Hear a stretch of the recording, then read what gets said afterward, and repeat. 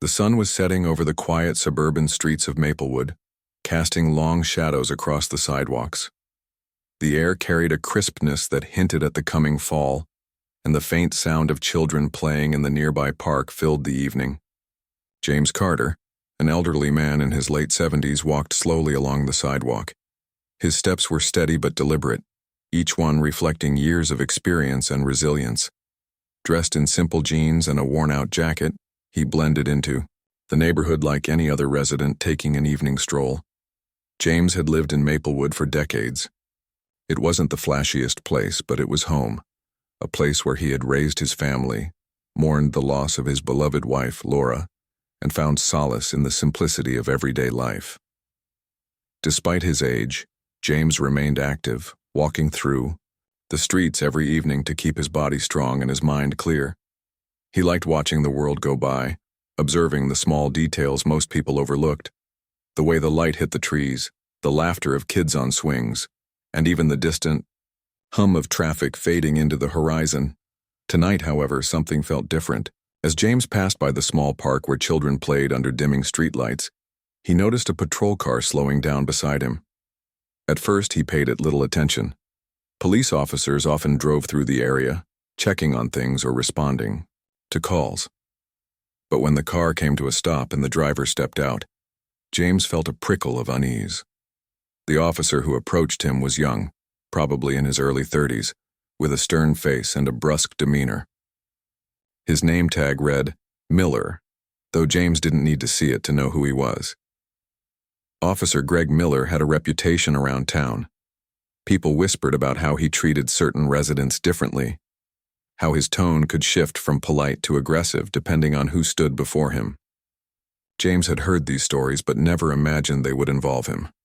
"What are you doing out here?" Greg asked abruptly, his voice sharp and accusatory. There was no warmth in his tone, only suspicion. James stopped walking and turned to face the officer. He met Greg's gaze calmly, his expression unreadable. "Just taking a walk," he replied, his voice steady and measured. There was no trace of fear or defensiveness in his words, just a quiet confidence that seemed to irritate Greg further. Greg narrowed his eyes, studying James as if trying to find fault in his appearance.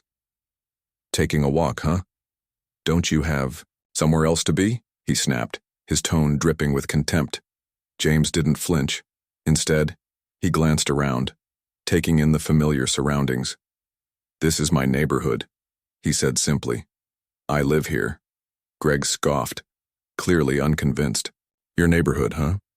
You sure about that? Looks like you're up to something." He crossed his arms, his posture rigid and confrontational. James sighed inwardly. He had dealt with men like Greg before, men who let their prejudices cloud their judgment. In his younger days, he might have argued back, defended himself more forcefully. But now at 78, he knew better. Arguing wouldn't change Greg's mind, it would only escalate the situation. So, he chose to remain silent, letting Greg's words hang in the air between them. But Greg wasn't satisfied with silence. If anything, it made him angrier. "You think you can ignore me?" he demanded, stepping closer. "Answer me when I'm talking to you." James looked at him again, this time with a hint of sadness in his eyes. "I already answered you," he said softly. "I'm just taking a walk, that's all." For a moment, Greg hesitated. Perhaps he expected James to react differently, to show anger, fear, or frustration. But James's calm demeanor threw him off balance. Determined to regain control of the situation, Greg resorted to insults. "You don't belong here," he spat. "People like you shouldn't be wandering around neighborhoods like this." James stiffened slightly at the comment, though his expression remained unchanged. He didn't need to ask what Greg meant by "people like you." The implication was clear. Enough. Still, he refused to rise to the bait. Years of service and sacrifice had taught him the value of patience and restraint. This wasn't the first time someone had judged him based on the color of his skin, and it likely wouldn't be the last. What mattered was how he responded. Or, in this case, how he didn't respond. Greg, growing increasingly frustrated, began pacing back and forth in front of James. "You hear me?" he barked. "You shouldn't be here. Maybe you should go back to wherever you came from." James almost smiled at the absurdity of the statement. He had lived in Maplewood longer than Greg had probably been alive. Yet, instead of pointing that out, he kept his focus on the present moment. The insults stung, yes, but they weren't worth engaging with. He thought of Laura, his late wife, whose advice always guided him during difficult times. "Rise above it, James," she used to say. "Don't let them take your dignity." As Greg continued his tirade, passers-by began to notice. Some slowed down to watch, while others hurried away, unwilling to get involved. A mother pushing a stroller paused briefly, her brow furrowed with concern, before deciding it was safer to leave. The children in the park, oblivious to the tension, continued laughing and shouting, their voices providing an ironic backdrop to the unfolding scene. Unbeknownst to both James and Greg, a young woman named Emily Dawson observed everything from across the street. Emily, a freelance journalist in her mid-20s, had been sitting on a bench near the park, jotting down notes for an article she was writing about racial profiling in suburban communities. When she saw Greg pull up beside James, her curiosity piqued. Something about the interaction felt off, so she grabbed her phone and started recording discreetly. Emily's hands trembled slightly as she held the device, torn between fear and outrage. She wanted to intervene, to tell Greg to back off, but she knew it could make things worse. For now, all she could do was document what was happening, hoping the footage might serve a greater purpose later. Back on the sidewalk, Greg grew bolder, emboldened by James's lack of response. "You think you're better than me?" he sneered, jabbing a finger toward James. Before James could react, Greg shoved him lightly, causing the elderly man to stumble backward. Instinctively, James reached out to steady himself, grabbing onto a nearby bench. The movement drew gasps from the few onlookers who remained. James straightened up slowly, his breathing steady despite the adrenaline coursing through his veins. He locked eyes with Greg, his gaze unwavering. For a brief second, it seemed as though he might say something powerful, something unforgettable. But then, remembering Laura's words, he chose silence once more. Sometimes actions spoke louder than words, and James's composure in the face of such hostility was a testament to his strength. Greg, sensing that he wasn't getting the reaction he wanted, finally relented. "Whatever," he muttered, turning back toward his patrol car. "Just stay out of trouble, old man." With that, he climbed into the vehicle and sped off, leaving James standing alone on the sidewalk. The crowd dispersed quickly after Greg's departure, returning to their routines as if nothing had happened.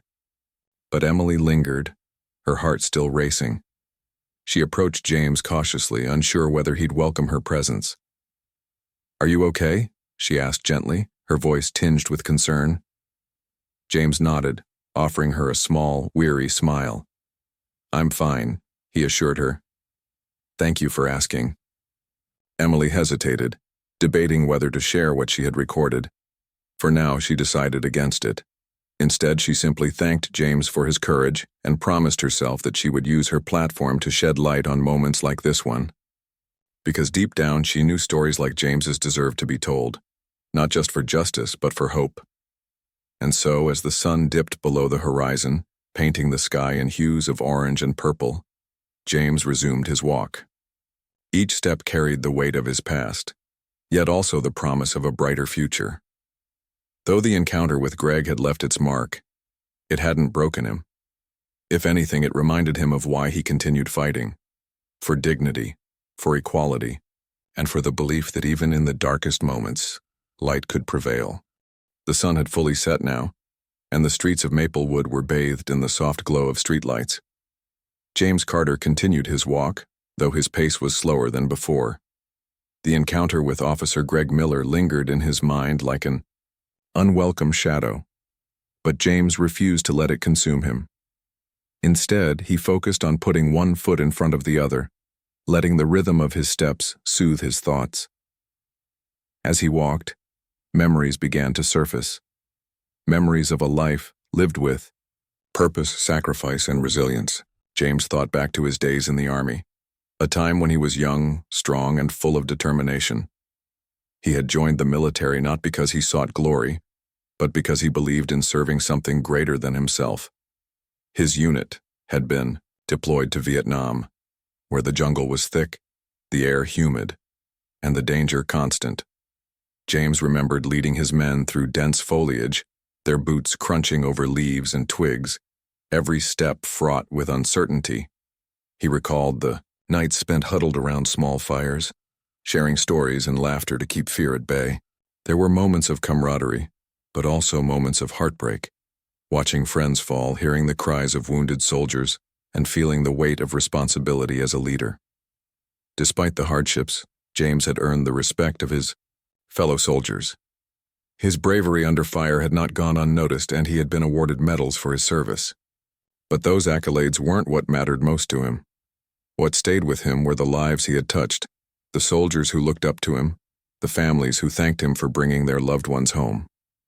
After the war, James returned to civilian life, carrying both visible and invisible scars. Adjusting wasn't easy. The world outside the battlefield felt foreign, almost surreal. Yet he persevered, driven by the same sense of duty that had guided him during his time in the Army. He became a mentor to younger veterans, helping them navigate the challenges of reintegrating into society. Many of them struggled with finding jobs, dealing with trauma, or simply reconnecting with family and friends. James listened without judgment, offering advice born from experience. He organized programs to provide support, whether it was counseling services, job training, or just a safe space to talk. His work didn't stop there. Over the years, James became a pillar of his community, known for his kindness and integrity. Neighbors often sought his guidance, trusting his wisdom and calm demeanor. He volunteered at local schools, speaking to students about the importance of perseverance and standing up for what's right. At town hall meetings, he advocated for policies that promoted equality and fairness. Though he never sought recognition, people respected him deeply, knowing that his actions stemmed from genuine care rather than self-interest.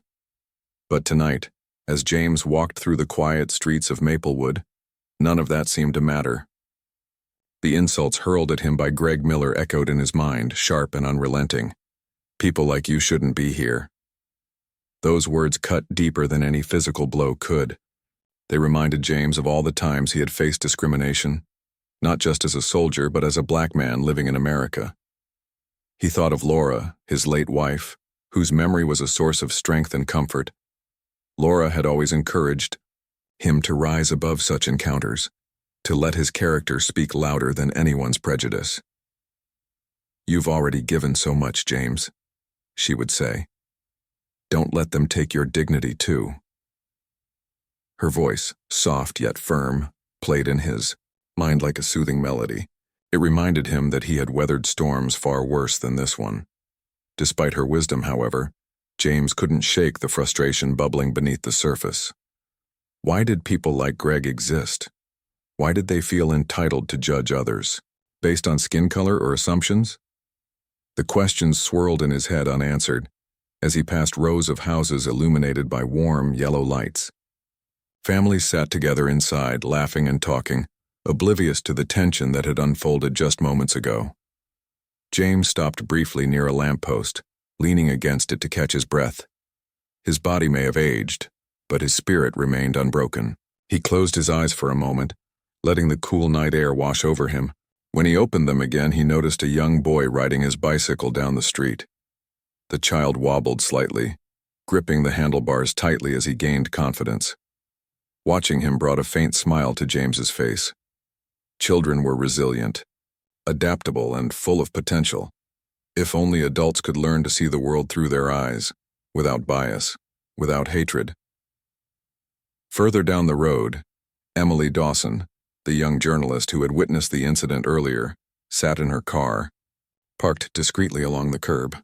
She had followed James at a distance, unsure whether to approach him again.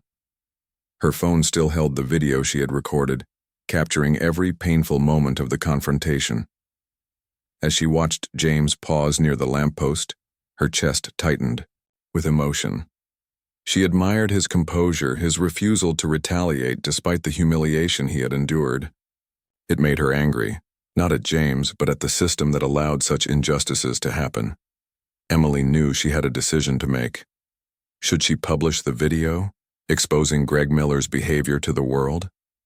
Doing so could spark outrage, forcing accountability and perhaps even systemic change. But it could also put James in the spotlight, dragging him into a media storm he might not want. On the other hand, keeping the footage private felt like complicity, as if she were letting the wrongdoing go unchecked. The dilemma weighed heavily on her, and she rested her forehead against the steering wheel, deep in thought. Meanwhile, James resumed walking, unaware of Emily's internal struggle. His mind drifted back to the early days of his marriage to Laura. They had met at a community event shortly after he returned from Vietnam. She was vibrant, intelligent, and fiercely compassionate, a perfect match for him. Together they built a life rooted in love, trust, and mutual respect. Laura had been his rock during difficult times, always reminding him of his worth when others tried to diminish it. Even now, years after her passing, her influence remained a guiding force in his life. Thinking of Laura gave James clarity. He realized that while he couldn't control how others treated him, he could control how he responded. Rising above hatred wasn't just about ignoring insults. It was about choosing to act with grace and dignity, even when it was hard. That choice, he believed, was a form of resistance, one that dismantled prejudice slowly but surely. As he turned onto his street, James spotted his modest home nestled among others. The porch light was on, casting a welcoming glow. For a brief moment, he allowed himself to feel relief. Home was his sanctuary, a place where he could retreat from the chaos of the outside world. Inside, photographs of Laura, his children, and grandchildren adorned the walls, serving as reminders of joy and connection. Tonight, more than ever, he needed that sense of peace. Before heading inside, James glanced back at the street he had just walked. The neighborhood was quiet now, the hum of distant traffic the only sound breaking the silence. He wondered if anyone else had seen what happened earlier, if anyone else cared. Then he thought of Emily, the young woman who had approached him with concern. There was sincerity in her eyes, a desire to understand and help. Perhaps, James mused, there was hope after all. Maybe the next generation would learn from the mistakes of the past, building a future where encounters like the one he had experienced became relics of history. With that thought, James stepped onto his porch, unlocked the door, and entered his home. He hung his jacket on the rack, kicked off his shoes, and sank into his favorite armchair. The house was silent except for the ticking of the clock on the wall. James closed his eyes, letting exhaustion wash over him. Tomorrow would bring new challenges, new opportunities to make a difference, but for now, he allowed himself a moment of rest, drawing strength from the knowledge that he had faced adversity before, and he would do so again. Outside, Emily finally drove away, her mind racing with possibilities. She knew she couldn't change the world overnight, but she could start somewhere. And maybe, just maybe, James Carter's story could inspire others to stand up against injustice, no matter how daunting the fight might seem. The next morning, the streets of Maplewood buzzed with activity as people went about their daily routines. Children hurried to school, parents drove off to work, and shopkeepers opened their stores for another day of business. But beneath the surface of normalcy, whispers began to spread about what had happened the night before. Word traveled quickly in a small town like Maplewood, especially when something unusual occurred. Emily Dawson sat at her kitchen table, sipping coffee while staring at her laptop screen. The video she had recorded of James Carter's encounter with Officer Greg Miller was still fresh in her mind. She replayed it several times, each frame filling her with a mix of anger and determination. Emily knew that publishing the footage could ignite a firestorm of public outrage, but she also understood the responsibility that came with sharing such sensitive material. Her phone buzzed on the table, breaking her concentration. It was a text from her editor, asking if she had any updates on the story she'd been working on about racial profiling. Emily hesitated before responding. She typed out a brief reply, saying she was following up on a lead, but needed more time to verify the details. As soon as she hit send, guilt tugged at her. She hated keeping information from her editor, but she wanted to be sure she handled this situation carefully. Emily decided to visit James Carter again. She felt compelled to speak with him directly, to hear his thoughts before deciding what to do with the video. After finishing her coffee, she grabbed her notebook and headed out the door. The drive to James's house didn't take long, and within minutes she found herself standing on his porch, knocking gently. James opened the door, looking surprised but not unwelcoming. "Miss Dawson," he said, recognizing her immediately. "What brings you here?" "Good morning, Mr. Carter," Emily replied, offering a polite smile. "I hope I'm not disturbing you. I wanted to check in and see how you're doing after last night." James nodded slowly, stepping aside to let her in. His home was cozy and inviting, with photographs of family members lining the walls and books stacked neatly on shelves.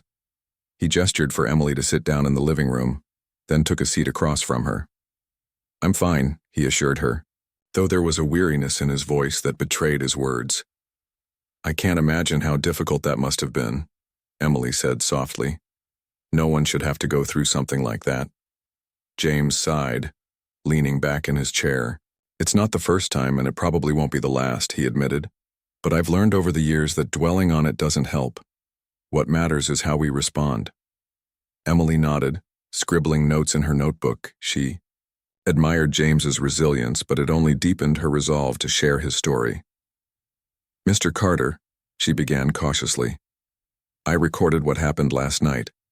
I think it's important enough to show others what's really going on in our community." James raised an eyebrow, his expression unreadable. "You filmed it?" he asked. "Yes," Emily admitted. "I wasn't sure if I should intervene, so I recorded it instead. I thought maybe it could make a difference." For a moment, James was silent, considering her words. He had seen the power of media before, how it could shine a light on injustice or amplify voices that might otherwise go unheard. But he also knew the risks. Being thrust into the spotlight wasn't something he desired, especially at his age. Still, he couldn't deny that moments like the one with Greg Miller needed to be addressed. "What do you plan to do with it?" James asked finally. "I want to write an article," Emily explained. "Something that highlights not just what happened, but who you are, the kind of person you are. You've done so much for this country and your community, and I think people need to know that." James chuckled softly, shaking his head. "I don't need recognition, Miss Dawson. I never have." "I know," Emily said earnestly. "But sometimes recognition isn't about the individual, it's about the message. If people see what happened to you and learn about your life, maybe they'll start asking questions. Maybe they'll demand change." James studied her face, seeing the sincerity in her eyes. He realized she wasn't trying to exploit him. She genuinely believed in making a difference. After a long pause, he nodded. "If you think it will help, then do what you feel is right. Just be careful. Not everyone reacts well to having their mistakes exposed." Emily smiled gratefully. "Thank you, Mr. Carter. I promise I'll handle this responsibly." Meanwhile, at the police station, Officer Greg Miller sat slumped in his chair, staring at his computer screen. His shift hadn't started yet, but he had arrived early, unable to shake the unease gnawing at him since the previous evening. Something about the way James Carter had looked at him, calm, composed, almost pitying, had stayed with him all night. It made Greg question whether he had crossed a line, though he tried to push the thought away. "Hey, Miller," called Matt Riley, a fellow officer passing by. "You okay? You look like you didn't sleep." Greg forced a laugh, though it sounded hollow even to his own ears. "Just tired, I guess. Long night." Matt leaned against Greg's desk, studying him closely. "Anything you want to talk about?" Greg hesitated, debating whether to confide in Matt. They weren't close friends, but Matt had always been approachable, someone who listened without judgment. Finally, Greg shrugged. "Remember that guy I stopped last night? The old man walking near the park?" Matt frowned, thinking back. Yeah, vaguely. Why? I don't know. Greg trailed off, unsure how to explain himself. He just got under my skin, you know? Wouldn't answer me properly. Acted like he was better than me. Matt raised an eyebrow. Better than you? That doesn't sound like the guy I heard about. What do you mean? Greg asked sharply. Well, Matt said carefully, lowering his voice. Apparently that's James Carter. Ever heard of him? Greg shook his head, confused. Should I have? Matt sighed, pulling up a chair. James Carter is a Medal of Honor recipient. Served in Vietnam, saved countless lives, and has been a pillar of this community for decades. People around here respect him. A lot. Greg's stomach dropped. He stared at Matt, disbelief washing over approach. Greg Miller sat frozen in his chair, the weight of Matt Riley's words pressing down on him like a heavy stone. A Medal of Honor recipient? Saved countless lives? Pillar of the community? The man he had insulted and humiliated last night wasn't just some random stranger wandering through Maplewood. He was a national hero. Greg felt a cold sweat break out across his forehead as the reality of what he had done sank in. Are you serious? Greg asked, his voice barely above a whisper. Matt nodded grimly. Dead serious. You really didn't know? Greg shook his head, his mind racing. How could he not have known? How could he have been so blind, so reckless? His face burned with shame as images from the previous evening replayed in his mind. The way James Carter had looked at him, calm and composed despite the verbal assault. At the time, Greg had interpreted that look as defiance, but now he saw it for what it truly was: quiet strength rooted in dignity and experience. I messed up, Greg admitted, running a hand through his hair. I really messed up. Matt leaned back in his chair, studying Greg carefully. Look, I'm not here to lecture you, but if you're going to wear that badge, you need to understand the responsibility that comes with it. Respect isn't something you demand, it's something you earn. And guys like James Carter? They've already earned more respect than most of us will ever get. Greg swallowed hard, the truth of Matt's words hitting him like a punch to the gut. He thought about all the times he had judged people based on appearances or assumptions, never stopping to consider who they really were. Now faced with the consequences of his actions, he couldn't ignore the glaring flaws in his behavior any longer. Later that evening, Greg found himself unable to sleep. He tossed and turned in bed, his mind consumed by guilt. Finally, he reached for his phone and typed James Carter Medal of Honor into the search bar. What he found left him stunned. Article after article praised James's bravery during the Vietnam War. There were photos of him shaking hands with presidents, receiving awards, and speaking at events. Testimonials from soldiers whose lives he had saved painted a picture of a man who put others before himself, even in the face of unimaginable danger. Videos showed him mentoring young veterans, volunteering in his community, and advocating for equality and justice. As Greg scrolled through the results, one thing became abundantly clear. James Carter was everything Greg wasn't: selfless, courageous, and honorable. The realization made Greg feel smaller than he ever had in his life. He had treated a living legend like a criminal, belittling him in front of strangers and shattering any semblance of respect that should have existed between them. Unable to bear the weight of his shame alone, Greg decided to confide in someone he trusted. The next morning, he drove to his sister's house, hoping she might offer some perspective. Rachel Hayes, 5 years older than Greg, had always been the voice of reason in their family. She greeted him with a warm hug, though concern flickered in her eyes when she noticed how pale he looked. "What's wrong, Greg?" she asked, leading him to the kitchen table. "You seem off." Greg hesitated, unsure where to begin. "Do you remember James Carter?" he asked finally. Rachel frowned, thinking. "The name sounds familiar. Why?" "He's this guy I stopped last night," Greg explained, his voice shaky. "I thought he was suspicious, so I confronted him. I was rude, insulted him, pushed him around a little." Rachel's expression darkened. Why would you do that? I don't know, Greg exclaimed, frustration creeping into his tone. I saw him walking and assumed he didn't belong there. I let my biases get the better of me.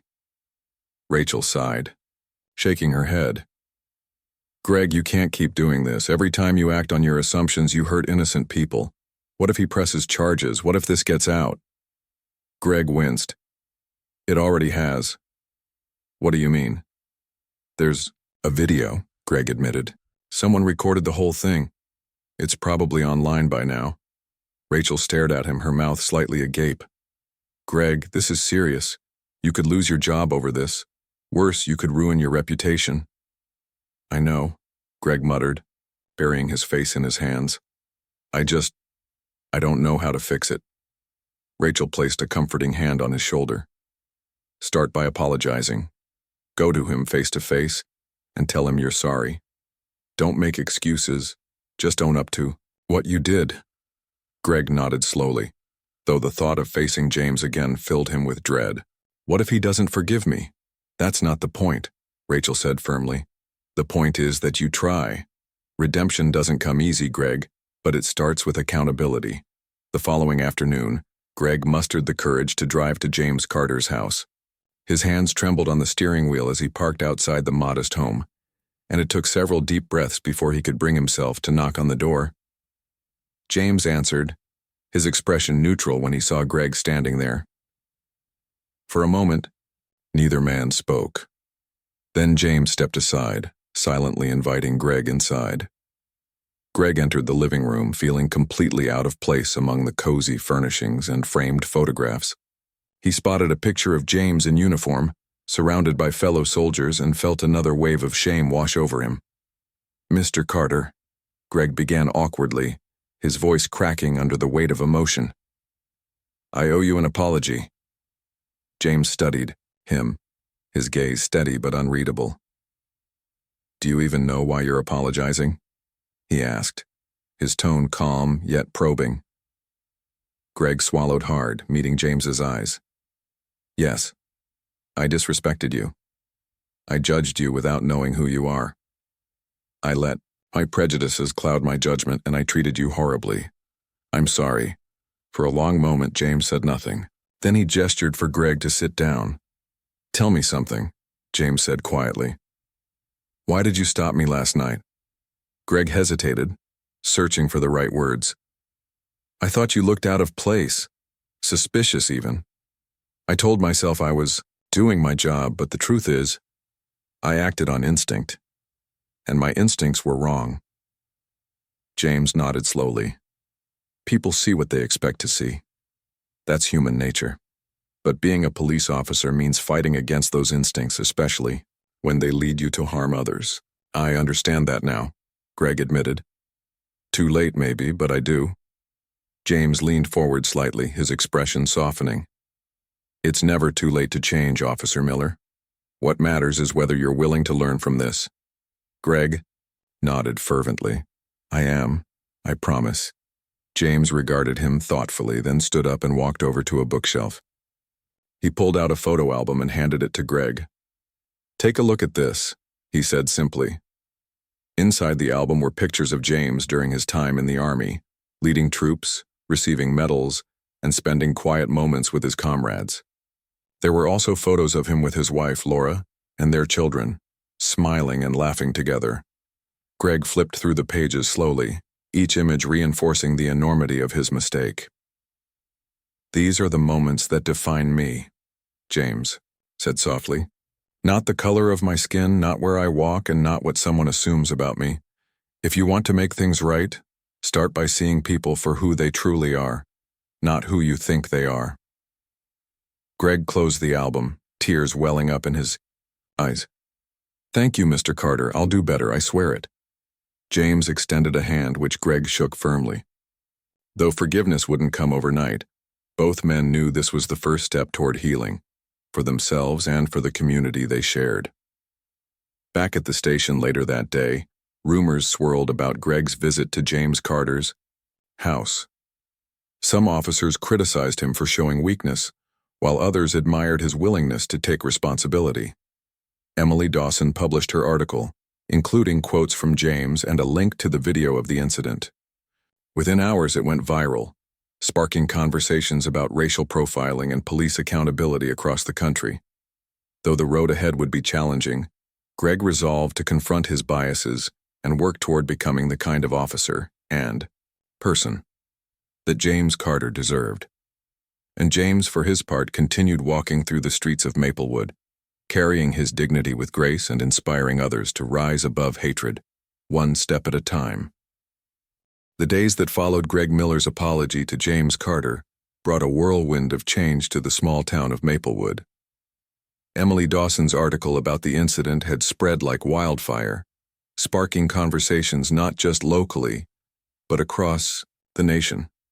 Social media platforms lit up with posts sharing the story, some praising James for his composure, and others condemning Greg for his actions. The video of the encounter became a focal point for discussions about racial profiling, police accountability, and systemic injustice. At first, Greg dreaded stepping outside his house. Every glance from a neighbor felt like judgment. Every whispered conversation seemed directed at him. He knew he deserved it, knew he had crossed a line, but that didn't make it any easier to bear. His colleagues at the police station were divided in their reactions. Some avoided him altogether, while others tried to offer support, though their words often came out awkward or insincere. One morning, as Greg sat in the break room sipping coffee, Matt Riley approached him. "How are you holding up?" Matt asked, pulling up a chair. Greg shrugged, staring into his cup. "Not great," he admitted. "Feels like everyone hates me." "They don't hate you," Matt said firmly. "They're mad at what you did. There's a difference." "Doesn't feel like it," Greg muttered. Matt leaned forward, lowering his voice. "Look, I'm not saying this is easy, but you've got two choices here. You can wallow in guilt, or you can use this as a chance to grow. People are watching now. Your coworkers, the community, even the media. What they see next will define how far you're willing to go to make things right." Greg nodded slowly, absorbing Matt's words. He knew Matt was right. Sitting around, feeling sorry for himself wouldn't fix anything. If he wanted to earn back trust, he would have to take action. Meanwhile, James Carter continued his routine as if nothing had changed. Each evening, he took his usual walk through the neighborhood, greeting neighbors and stopping to chat with children playing outside. To those who didn't know him personally, it might have seemed like the incident with Greg hadn't affected him at all. But those close to James noticed subtle differences. He walked a little slower, his smile a touch more reserved. The weight of the situation lingered, even if he refused to let it show openly. One evening, as James strolled past the park where the confrontation had occurred, he spotted Emily Dawson sitting on a bench. She waved when she saw him, and he joined her, taking a seat beside her. "How are you doing, Mr. Carter?" Emily asked gently. James sighed, leaning back against the bench. "As well as can be expected," he replied. "It's strange, isn't it? One moment life feels normal, and the next you're at the center of a national debate." Emily chuckled softly. "I guess that's what happens when people realize how much your story matters." James shook his head, a hint of sadness in his eyes. "It shouldn't take something like this to make people care. Racism, prejudice, they've been around for centuries. Yet we act surprised every time someone shines a light on it." "You're right," Emily agreed. "But maybe shining that light is the first step toward real change." James considered her words, then nodded. "Perhaps. Still, I worry about Officer Miller. What happens to him now?" Emily hesitated before answering. "He's getting a lot of criticism, but there are also people defending him. Some say he deserves a second chance." "And what do you think?" James asked. "I think everyone deserves a second chance, if they're willing to earn it," Emily said carefully. "From what I've seen, he seems remorseful. Whether that translates into actual change remains to be seen." James nodded again, his gaze drifting toward the playground where kids laughed and shouted. "Forgiveness is a powerful thing," he murmured. But it's not mine to give alone. It's up to the whole community to decide how they move forward. Back at the police station, Greg began attending mandatory counseling sessions arranged by the department. At first, he resented the idea, viewing it as another form of punishment, but over time, he started to open up during the sessions, sharing his fears and frustrations with the counselor. He talked about growing up in a household where prejudice was normalized, about the pressure he felt to prove himself as a cop, and about the shame he carried after realizing the harm he had caused. The counselor encouraged Greg to confront his biases head-on, suggesting volunteer work as a way to connect with the community he had wronged. Reluctantly, Greg agreed to participate in outreach programs organized by local leaders, including James Carter. When Greg showed up at the community center one Saturday morning, nerves nearly got the better of him. He stood outside for several minutes, debating whether to turn back. Finally, he took a deep breath and walked inside. To his surprise, James was there, helping set up chairs for a workshop on conflict resolution. James spotted Greg immediately and gave him a small nod. "Officer Miller," he greeted him calmly. "Glad you could join us." Greg nodded stiffly, unsure how to respond. "Thank you for letting me come." James gestured toward a stack of flyers on the table. "Help yourself to those. They explain today's agenda." As the workshop began, Greg listened intently, learning about strategies for de-escalation and communication. He heard stories from residents who had experienced discrimination firsthand, their voices filled with pain but also hope for a better future. For the first time, Greg truly understood the impact of his actions, not just on individuals like James, but on entire communities. Afterward, James pulled Greg aside. "You did good today," he said simply. Greg blinked, caught off guard by the compliment. I didn't do much." "You showed up," James countered. "That's more than most people would have done." Greg swallowed hard, gratitude swelling in his chest. "Thank you, Mr. Carter. I'll keep showing up, I promise." In the weeks that followed, Greg threw himself into volunteering, determined to rebuild trust. He helped organize food drives, assisted with youth mentorship programs, and attended town hall meetings to listen to residents' concerns. Slowly but surely, people began to notice his efforts. While some remained skeptical, others acknowledged that Greg was trying, and that mattered. Emily Dawson kept writing articles, highlighting both the challenges and progress happening in Maplewood. Her pieces emphasized the importance of accountability and forgiveness, urging readers to focus on solutions rather than blame. Through her reporting, she hoped to inspire other towns to address similar issues within their own communities. For James Carter, life returned to its quiet rhythm. Though he never sought recognition, he embraced the role of mentor, guiding young people and encouraging them to stand up for justice. When strangers thanked him for his courage, he smiled humbly and reminded them that true strength lies in unity.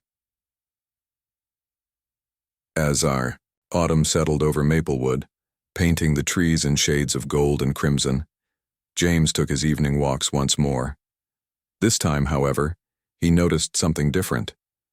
Neighbors greeted him warmly, children ran up to shake his hand, and even former skeptics offered nods of respect. The scars of the past remained, but so did the promise of a brighter future. And Greg Miller, walking alongside James one evening as part of a new partnership between the police department and the community, realized that redemption wasn't about erasing mistakes. It was about building bridges strong enough to carry everyone forward. The weeks turned into months and Maplewood began to feel different. The town wasn't perfect, no place ever was, but there was a sense of movement, of progress, that hadn't been there before. Conversations about racial profiling, accountability, and community policing became more common, not just in private homes but at public meetings and school assemblies. People were starting to listen to each other, even when it was hard.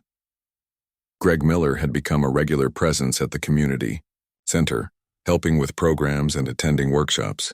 At first, his involvement drew mixed reactions. Some residents still crossed the street to avoid him, while others gave him wary smiles. But as time went on, Greg's persistence paid off. His willingness to learn and contribute slowly earned him a measure of trust. It wasn't full forgiveness, not yet, but it was a start. One chilly November morning, Greg arrived early at the community center to help set up for a Thanksgiving food drive. James Carter was already there, organizing boxes of canned goods and fresh produce. When Greg approached, James handed him a clipboard without hesitation. "Here," James said. "Check this list and make sure we've got everything covered." Greg took the clipboard, nodding. "Got it, Mr. Carter." James glanced at him briefly, then returned to his task. "You're doing good work, Officer Miller. Keep it up." Greg felt a warmth spread through his chest. Coming from James, those words meant more than any pat on the back from his colleagues. They were a reminder that change was possible, even for someone like him. Emily Dawson continued writing about the changes happening in Maplewood, her articles shifting focus from outrage to hope. She highlighted stories of collaboration between residents and law enforcement, showcasing initiatives that brought people together. One of her pieces profiled a program where officers volunteered as mentors for at-risk youth, teaching them skills and offering guidance. Another article featured interviews with community leaders, including James, who spoke about the importance of dialogue and understanding. Her reporting caught the attention of national media outlets, and soon journalists from across the country began visiting Maplewood to see what lessons could be learned. Emily found herself fielding calls from reporters, producers, and even documentary filmmakers. While the attention was flattering, she stayed grounded, reminding herself why she had started writing about these issues in the first place. One evening, as Emily sat in her car outside James's house, she debated whether to knock on his door. She wanted to thank him, not just for allowing her to share his story, but for inspiring so many others. Finally, she mustered the courage and walked up to the porch. James answered the door with a warm smile. "Miss Dawson," he said. "What brings you here?" "I just wanted to say thank you," Emily blurted out. "Your story has made such a difference, not just here, but everywhere. People are talking about things they used to ignore." James chuckled softly, shaking his head. "It's not my story, Miss Dawson. It's everyone's story. All I did was live my life the best way I knew how. But that's exactly why it matters," Emily insisted. "Because you didn't let hate win. You showed people what grace looks like." James placed a hand on her shoulder, his expression thoughtful. "Grace isn't mine to give alone. It takes all of us to keep moving forward. Don't forget that." Emily nodded, feeling tears prick her eyes. "I won't. Thank you, Mr. Carter." As winter settled over Maplewood, the town prepared for its annual holiday festival. Strings of lights adorned lampposts and wreaths hung on doors throughout the neighborhood. This year, the festival included a special event, a panel discussion about building stronger communities. James, Greg, and Emily were invited to speak, along with other local leaders. On the night of the event, the community center was packed. Residents of all ages filled the seats, eager to hear what the speakers had to say. When it was Greg's turn to talk, he stepped up to the microphone, visibly nervous. He cleared his throat and began. "I'm not going to stand here and tell you I've always been right," Greg said, his voice steady despite his nerves. "In fact, I've made some really big mistakes that hurt people I should have been protecting. But I've also learned that it's never too late to change. If you're willing to listen, to learn, and to act, you can make things better, for yourself and for others." The audience broke into applause, surprising Greg. He looked out at the crowd, catching James's approving nod, and felt a surge of gratitude. For the first time in a long time, he believed in himself again. When it was James's turn to speak, the room fell silent. He stood quietly for a moment, surveying the faces before him. Then he began. "There's a saying I heard once," James said, his voice calm but powerful. "Do the best you can until you know better. Then, when you know better, do better. That's all any of us can do. We're human. We make mistakes. But the real test is whether we choose to grow from them, whether we choose to build bridges instead of walls." The audience erupted into applause, standing to their feet. James smiled faintly, his gaze lingering on Greg for a brief moment before he stepped away from the podium. After the event, people lingered in the community center, chatting and sharing ideas. Greg found himself surrounded by neighbors who complimented his speech and thanked him for his efforts. It was overwhelming but deeply rewarding. As he made his way toward the exit, James stopped him. "You did well tonight," James said, his tone sincere. "Thanks to you," Greg replied. "I wouldn't be here if it weren't for your example." James shook his head. "No, Officer Miller, you're here because of the choices you made. Remember that." Greg nodded, feeling a renewed sense of purpose. "I will." In the weeks that followed, Maplewood continued to evolve.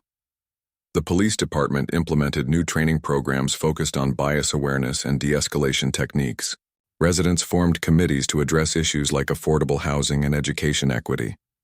Even small gestures like neighbors inviting each other over for coffee or hosting block parties helped strengthen bonds. James resumed his nightly walks, often accompanied by children who adored hearing his stories. Sometimes Greg joined him, listening intently as James shared lessons from his life. Their friendship, though unlikely, became a symbol of what was possible when people chose understanding over judgment. Emily published one final article about Maplewood titled, "A Town Transformed." In it, she wrote about the resilience of its residents, the courage of its leaders, and the power of collective action. She ended with a quote from James. "Change doesn't happen overnight, but every step forward counts." As snow began to fall, blanketing the streets of Maplewood in white, James stood on his porch gazing out at the quiet neighborhood. The scars of the past remained, but so did the promise of a brighter future. And for James, that was enough.